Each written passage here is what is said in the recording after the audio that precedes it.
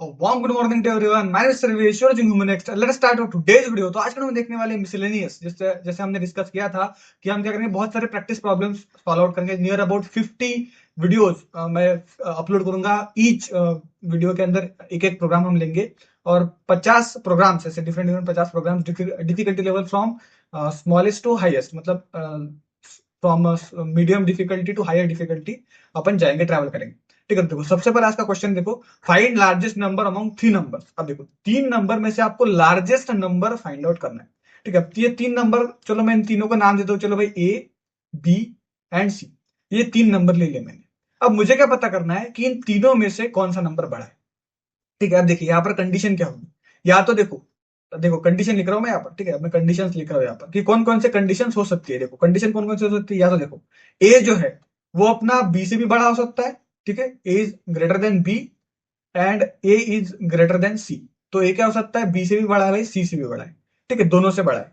ठीक है, दूसरी कंडीशन देखो क्या हो सकती है। या तो हो सकता है आपका बी जो है, बी दोनों से बड़ा हो, बी ए से भी बड़ा हो और बी क्या हो आपका, सी से भी बड़ा हो। तो क्या हो जाएगा आपका, बी इज ग्रेटेस्ट नंबर। समझो, अगर ए दोनों से बड़ा है तो ए ग्रेटेस्ट हो जाएगा, बी दोनों से बड़ा है तो बी ग्रेटेस्ट हो जाएगा। सिमिलरली सी अगर अपना ए से भी बड़ा है और सी अगर अपना बी से भी बड़ा है, मतलब दोनों नंबर से अगर वो बड़ा है, तो ऑफकोर्स ये बात है, सी आपका हो जाएगा ग्रेटेस्ट नंबर। तो इस तरह के तीन कंडीशंस अपने पास आई है भाई। ठीक है, तीनों कंडीशंस को अपने को अप्लाई करना पड़ेगा। अब आपको पता है आपके पास मल्टीपल कंडीशंस, आपके पास तीन कंडीशंस। जब अपने को मल्टीपल कंडीशंस परफॉर्म करवानी पड़ती है तब अपन क्या करते हैं, इफ एल्स लूप लगाते हैं। तो अपन क्या करेंगे, यहाँ पर इफ एल्स लूप लगाएंगे। सबसे पहले अपन ए बी से देखेंगे कि ए बी और ए सी से बड़ा है क्या, फिर बी और सी से देखेंगे और फिर ए और सी से देखेंगे। इस टाइप की कंडीशंस आपके पास रहेंगी। आपको एक चेक करना पड़ेगा कि ए दोनों से बड़ा है तो ए बड़ा है, बी अगर दोनों से बड़ा है तो बी बड़ा है, सी अगर दोनों से बड़ा है तो ऑफकोर्स आपका सी बड़ा है। ठीक है, तो चलिए अपन चलते हैं विजुअल स्टूडियो कोड के ऊपर। और यहाँ पर क्या करते हैं अपन, ये देखिए अपने पारो नाम का फोल्डर अपन ने ओपन कर लिया है। इसके ऊपर अपन नई फाइल बनाते हैं और अपन इसका नाम देते हैं बिगेस्ट नंबर। तो चलो मैं देता हूँ बिगेस्ट नंबर का नेम लिखता हूँ मैं। और आपको पता है डॉट सीपीपी से एक्सटेंशन क्या होगा आपका, हमेशा सेव होगा। अब देखिए यहाँ पर मैंने सीपीपी लिख दिया यहाँ पर और मेरी फाइल जो जनरेट हो चुकी है। अब यहाँ पर मैं क्या करूंगा, आपको समझ में आना चाहिए, इसके लिए मैं कमेंट्स लिखूंगा। कमेंट्स का मीनिंग क्या होता है, ऐसे स्टेटमेंट जो एग्जीक्यूट नहीं होते, बस डिस्प्ले होते हैं स्क्रीन के ऊपर, मतलब आपको दिखाई तो देंगे पर कभी एग्जीक्यूट नहीं होंगे। ठीक है, तो चलिए मैं लिखता हूँ। सबसे पहले अपन लिखते हैं अपना हैश इंक्लूड।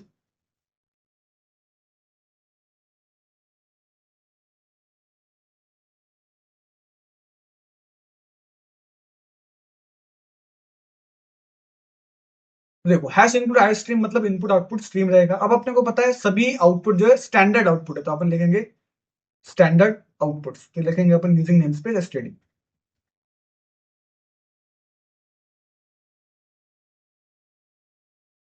अब मैंने यूजिंग नेमस्पेस एसटीडी लिख दिया। अब मैं क्या करता हूँ, अपना मेन फंक्शन बनाता हूँ। इंट मेन नाम से अपना फंक्शन रहेगा। ठीक है, उसके बाद अपन दो सर्कुलर ब्रैकेट्स देंगे और दो करली ब्रैकेट्स के अंदर अपन देखिए कोड। कोड के अंदर हमेशा आपको याद रखना, आपको लिखना रिटर्न जीरो, क्योंकि अपने को रिटर्न ही मिल रहा है, हमेशा जीरो लगेगी। और मैं क्या करता हूँ, अभी चलिए कोड को मैं लिखता हूँ। ठीक है, अब देखिए दो टाइप के वेरिएबल डिक्लेयर आप कर सकते हो, एक रहता है ग्लोबल वेरिएबल, एक रहता है लोकल वेरिएबल। देखो अगर यूजिंग नेमस्पेस एसटीडी के नीचे यहाँ पर, मतलब मेन फंक्शन के ऊपर, अगर मेन फंक्शन के ऊपर मैं वेरिएबल डिक्लेयर कर दूं, यहाँ पर मैं जो भी वेरिएबल लिखूंगा, यहाँ पर जो भी वेरिएबल लिखूंगा वो रहेगा मेरा ग्लोबल वेरिएबल। तो ये क्या रहेंगे मेरे, ग्लोबल वेरिएबल। ठीक है, ये छोटी छोटी चीजें मैंने आपको पहले बताई नहीं, अभी मैं यहाँ पर आपको कोड के साथ साथ वो चीजें क्लियर करते जाऊंगा। ठीक है, ताकि कंफ्यूजन ना आए आपके सामने। ठीक, और यहाँ पर अगर इंट मेन के अंदर कोई भी फंक्शन के अंदर अगर अपन कोई डिक्लेयर करते हैं वेरिएबल, तो वो रहेगा हमारा लोकल वेरिएबल। सर ये लोकल और ग्लोबल क्यों, देखो ग्लोबल वेरिएबल का मीनिंग क्या होगा, जैसे मैंने इंट मेन बनाया, अगर मैं कोई दूसरा फंक्शन बनाता हूं, चलो मैं क्या करता हूँ, इंट सेकंड नाम का फंक्शन बनाता हूँ। ठीक है, इंट सेकंड बना दिया मैंने। और देखिए मैंने क्या कर दिया, इसको भी इस तरह से बैकअप कर दिया। और देखो यहाँ पर भी मैंने क्या कर दिया, रिटर्न जीरो बता देता हूँ मैं इसको। अब यहाँ पर मैंने एक सूडो कोड लिखा है यहाँ पर, लेकिन मैंने किया क्या, देखो यहाँ पर ऊपर भी मैंने यहाँ पर इंट मेन फंक्शन बनाया, अब मैंने इंट सेकंड फंक्शन दूसरा फंक्शन, ऐसे डिफरेंट डिफरेंट फंक्शन अगर मैं बनाते जाऊँ नीचे, और मैं नीचे ऐड करूँ फंक्शंस और ऐसे ऐड करते जाऊँ, तो होगा क्या, जो ग्लोबल वेरिएबल मैंने ऊपर डिक्लेयर किया यहाँ पर थर्ड नंबर की लाइन पे, वो सभी वो वेरिएबल्स मैं कहीं भी यूज कर सकता हूँ। मैं मेन के अंदर यूज करूँ, यहाँ पर सेकंड के अंदर यूज करूँ, और तीसरा अगर मैं बनाऊँ उसके अंदर यूज करूँ, तो सभी जगह पे वो सेम चलते हैं। वही ऑन द अदर हैंड जो लोकल वेरिएबल्स हम बनाते हैं, वो लोकल वेरिएबल जो रहते हैं सिर्फ ये अभी इसके अंदर बना है, इंट मेन के अंदर। तो इसी ब्लॉक के अंदर, ये इतना जो ब्लॉक दिखाई दे रहा है आपको, इसी ब्लॉक के अंदर इस लोकल वेरिएबल का यूज होगा। इसके बाहर लोकल वेरिएबल को आप यूज नहीं कर सकते। ठीक है, तो अपन ने क्या करेंगे, अभी अभी तो मैं यहाँ पर सिर्फ लोकल वेरिएबल डिक्लेयर करता हूँ, क्योंकि मेरा जो वेरिएबल है चलिए इसको ऐसे रहने देते हैं अपन, रिटर्न 0 कर देता हूँ मैं। अब यहाँ पे लिखता हूँ मैं कोड। ठीक है, तो अब मैं करता हूँ 3 वेरिएबल लेता हूँ। चलो इंट ए ले लिया मैंने, ए की वैल्यू में लेता हूँ चलो 10। ठीक है, फिर ले लिया मैंने इंट बी, जिसकी वैल्यू में लेता हूँ 20। देखिए सेमी कॉलन लगाना बहुत जरूरी है, सेमी कॉलन नहीं तो फिर एरर दिखा देगा। ठीक है, देखो यहाँ पर ये जो फाइल आपकी रेड हो जाएगी और यहाँ पे भी आपको रेड रेड लाइन के अंदर एरर दिखा देंगे। जैसे अभी मैं लिखता हूँ, देखो int C is equal to, अभी मैंने 30 लिख दिया और अगर मैं सेमी कॉलन ना लगाओ डायरेक्ट इंटर कर दूं, देखो यहाँ पर देखो रिटर्न के यहाँ पर एरर आ गया, मतलब कि भाई कुछ ना कुछ वैल्यू रिटर्न नहीं हो पा रही है, तो आपको क्या करना पड़ेगा, यहाँ पर सेमी कॉलन लगा। ठीक है, अब देखिए अब मुझे लगना है इफ एल्स। आपको पता है इफ एल्स क्यों लगाना है हमें? इफ एल्स इसलिए लगाना है हमें फाइंड आउट करना है कि जो नंबर बड़ा है कौन सा एक्चुअल में बड़ा है। ठीक है, अब देखो यहाँ पर मैंने आपको इस कोड के अंदर समझाया था कि ए बी से भी बड़ा होना चाहिए एज वेल एज ए सी से भी बड़ा होना चाहिए, मतलब दोनों कंडीशंस जो है आपकी, दोनों कंडीशन ट्रू होनी चाहिए, तभी जाकर आपका ए बड़ा है। अब दोनों कंडीशन ट्रू, ये कौन सी वाली केस है? अगर आपको याद हो तो अपन ने ऑपरेटर्स के समय देखा था एंड ऑपरेटर। तो एंड ऑपरेटर क्या करता था, जब दोनों कंडीशन ट्रू हो, जब दोनों कंडीशन हमको ट्रू चाहिए हो, तभी अपन एंड को यूज करते थे। उसी में अपन और नॉट भी देखा था। If you don't watch the video please check out the video, आपको इसी प्लेलिस्ट के अंदर वीडियो मिल जाएगा, डिस्क्रिप्शन में उसकी लिंक दी हुई है, आप ऊपर आई बटन में आपको मिल जाएगा। ठीक है, तो वहां पर अपन ने क्या देखा था कि जब दोनों कंडीशन ट्रू चाहिए तब अपन एंड को यूज करते थे। इस केस के अंदर भी अपने को एंड यूज करना पड़ेगा। ठीक है, तो ये दोनों है अपने पास, अभी एंड को यूज करेंगे क्योंकि दोनों कंडीशन अपने को ट्रू चाहिए, दोनों कंडीशन अपने को इंक्लूड चाहिए। अगर दोनों से एक चाहिए होती तो सर, दोनों में से अगर एक चाहिए होती तो हम और लेते। ठीक है, लेकिन हमें दोनों चाहिए तो हम एंड लेंगे। तो अभी ये वाली कंडीशन को मैं लिखता हूँ यहाँ पर। ठीक, जब तो लिखता हूँ मैं, देखो इफ लिख दिया मैंने यहाँ पर। इफ के बाद आपको लिखना पड़ता है दो सर्कुलर ब्रैकेट्स। ठीक है, और फिर लिखना पड़ता है दो कर्ली ब्रैकेट्स। ठीक है, अब सर्कुलर ब्रैकेट्स के अंदर लिखते हैं अपन इफ की कंडीशन। तो इफ की कंडीशन क्या बोल रहा हूँ मैं, if A is greater than B. ठीक है, ठीक है, और लिखता हूं मैं एंड।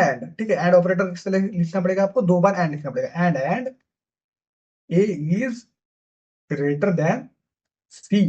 ठीक है, ए बी से भी बड़ा है और सी से भी बड़ा है, तो इसका मीनिंग क्या हो गया सर, ये आपका ए जो है वो ग्रेटेस्ट नंबर है। तो यहाँ पर सी आउट करवाऊंगा मैं, A is greatest number, A is.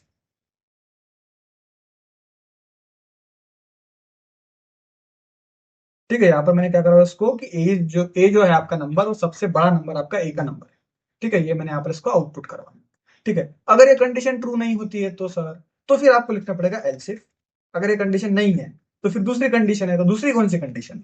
दूसरी कंडीशन ये है आपकी कि जो बी है आपका, बी के लिए कंडीशन लेंगे। जो दूसरी कंडीशन लिखी है मैंने यहाँ पर, देखो यहाँ पर क्या लिखी है मैंने, B is greater than A and B is greater than C. अब ये कंडीशन मैं लेता हूँ यहाँ पर लूंगा मैं B is greater than A, और लेता हूं मैं एंड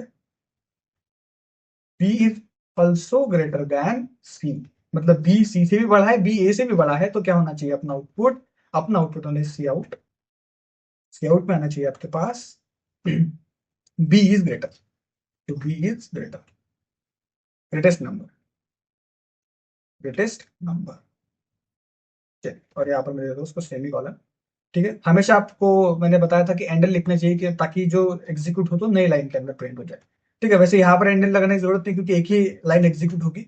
जहां पर मल्टीपल लाइन एग्जीक्यूट हो सकते हैं वहां पर आप लगाने की ट्राई कीजिए। ठीक है, तो मैं यहाँ पर तो नहीं लगाता हूँ अभी, छोड़ दीजिए, यहाँ पर एंडल नहीं लगाता।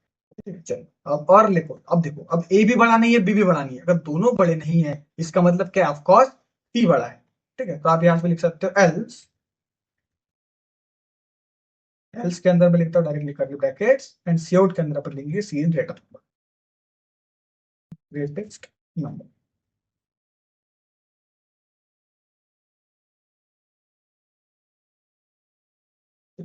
देखिए, अब मैंने पूरा कोड लिख दिया यहाँ पर। देखिए, सबसे पहले अपन ने बताया कि एक आईस्ट्रीम नाम की लाइब्रेरी इंक्लूड करो, सभी आउटपुट स्टैंडर्ड होनी चाहिए। इन मेन नाम का फंक्शन बनाया, उसके अंदर तीन वेरिएबल्स ली, तीनों वेरिएबल्स इंटीजर टाइप के हैं, A10 B20 C30, तीनों वेरिएबल्स ले लिए। अब मैंने उसका क्या बताया कि ए बी से भी बड़ा है, ए सी से भी बड़ा है, तो ए बड़ा है, मतलब ए इज ग्रेटेस्ट नंबर। एक बी जो है आपका ए से भी बड़ा है, सी से भी बड़ा है, बी इज ग्रेटेस्ट। अदरवाइज अगर ए भी बड़ा नहीं है, बी भी बड़ा नहीं है, तो ऑफकोर्स सी का लॉजिक लिखने की जरूरत नहीं है, सी ऑफकोर्स बड़ा है क्योंकि अपने पास तीन ही कंडीशन है, और तीसरी कंडीशन एल्स में अपन लिख सकते हैं इस तरह से। इसके वजह से एल्स के अंदर अपन जो रहता है कंडीशन नहीं लिखते। समझ में आ गया? एल्स के अंदर कंडीशन क्यों लिखते हैं, ये आपका रीजन है मेन। ठीक है, तो मैंने यहाँ पर लिख दिया, अब करते इसको रन। अब हो गया रन कोड। और yes, C is greatest number, जैसे आपने को पता है ए बी सी अपन ने खुद से डिक्लेयर किया, इसके वजह से आपको पता है। ठीक है, सी ग्रेटेस्ट है। लेकिन प्रोग्राम तो नहीं पता कि कौन सा नंबर बड़ा है, उसने तो पूरा एनालाइज किया, उसने पूरा ये एनालाइज किया, उसको थोड़ी पता है कि 10 बड़ा रहता है कि 20, उसके लिए सब नंबर्स है, उसके लिए सब कुछ। ठीक है, उसको समझ में नहीं आता है कि 10 बड़ा रहता है 20 बड़ा, नहीं, उसको कुछ समझ में नहीं आता है। उसने खुद से एनालाइज किया, ये कंडीशन उसने लगाई, और उसके बाद उसने फाइंड आउट किया कि yes, C is greatest number.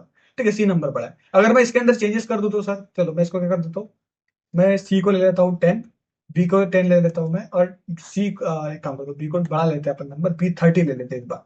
तो बी आना, तो ए आना चाहिए सबसे बड़ा नंबर, क्योंकि ए को अपन ने 30 लिया है। So let run the board, and yes, A is greatest.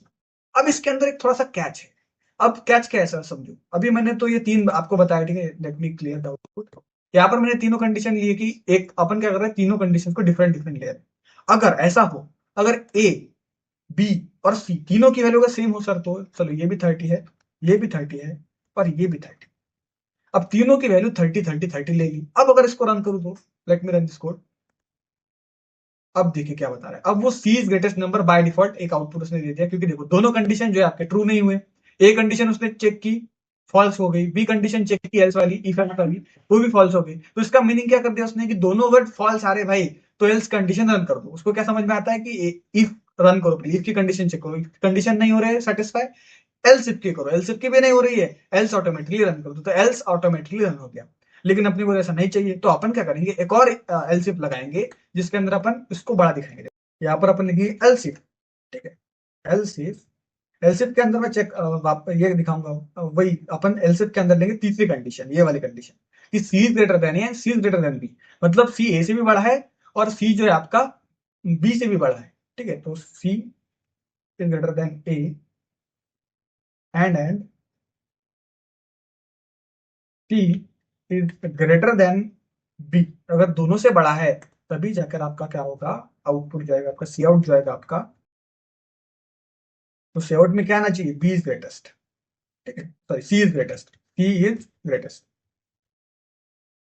C is greatest आना चाहिए। और अगर तीनों कंडीशन हैपन नहीं होती है, अगर तीनों कंडीशन, अगर देखो ए बी से भी बड़ा नहीं है, ए सी से भी बड़ा नहीं है, बी भी दोनों से बड़ा नहीं है, सी भी दोनों से बड़ा नहीं है, मतलब कोई किसी से बड़ा नहीं है, कोई किसी से बड़ा नहीं है, इसका मतलब क्या है, तीनों जो है आपके सेम है। तो यहाँ पर आउटपुट आना चाहिए ऑल आर सेम। देखो यहाँ पर मैंने क्या कर दिया, अभी देखो सबसे पहले ए के लिए कंडीशन लगाई कि ये बी से बड़ा है क्या, ए सी से बड़ा है क्या, दोनों से बड़ा है तो ए बड़ा है। बी भी अगर ए और सी से दोनों से बड़ा है तो बी बड़ा है, सी भी दोनों से बड़ा है तो बड़ा है। लेकिन अगर तीनों तीनों कंडीशन होने के बाद इफ भी हो गया, एल्स इफ भी हो गया, दूसरा एल्स इफ भी रन हो गया, लेकिन फिर भी देखो तीनों कंडीशन सेटिस्फाई नहीं हो रही है, तब जाके एल्स कंडीशन सेटिस्फाई होगी कि ऑल आर सेम। ठीक है, तो अभी रन करते हैं अपन कोड को, and let's run the code, and here is your output all are same. ठीक है, क्योंकि अभी आउटपुट, अभी क्या होगा, अपन ने एरर को हैंडल कर, इसको एरर हैंडलिंग बोला जाता है। अपन ने क्या किया, एरर हैंडल कर दिया कि ऐसा एरर आ सकता है कि तीनों नंबर सेम आ जाए। तो फिर इस केस के अंदर अपना आउटपुट डिफॉल्ट नहीं आना चाहिए, अपना आउटपुट प्रॉपर आना चाहिए। इसकी वजह से अपन ने क्या किया, तीसरी के बाद एक और चौथी कंडीशन लगाई और एल्स लगा दिया। ठीक है, सो आई होप आपको एक प्रोग्राम समझ में आएगा। बहुत इजी और बहुत छोटा सा प्रोग्राम लिया हमने, इसके ऊपर ऊपर अपन जाएंगे। अगर आपको हो सकता है अभी भी प्रोग्राम ना समझ में आए, लॉजिक ना डेवलप हो, तो थोड़ा सा पेशेंट रखिए। ठीक है, जैसे जैसे 5-10 प्रोग्राम अपन करेंगे, धीरे धीरे आपका लॉजिक बिल्ड आउट होना चालू होगा, और अपन क्वेश्चंस के अंदर भी थोड़ा थोड़ा लॉजिक बिल्ड आउट करना चालू करेंगे। फ्लोचार्ट्स एंड एल्गोरिथम्स देखेंगे अपन अगले लेक्चर्स से, जिसके हेल्प से आपको क्या होगा, और ज्यादा आपका लॉजिक थोड़ा सा बिल्ड आउट होगा। ठीक है, so that is for today guys, will see you tomorrow same timing, bye bye, good night, take care, love you, and मिलते हैं अपने नेक्स्ट लेक्चर के अंदर।